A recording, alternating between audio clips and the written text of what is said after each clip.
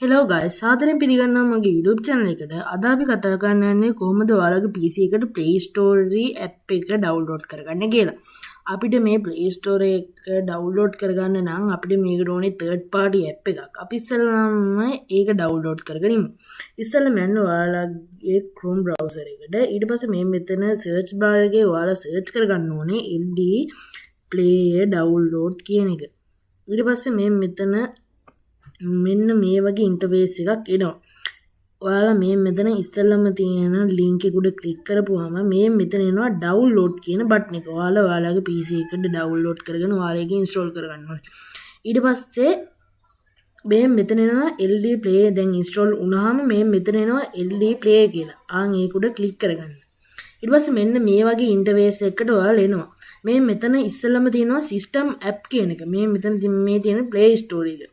ඔයාලා මේකට email address දීලා ඔයාලා sign in වෙන්න ඕනේ.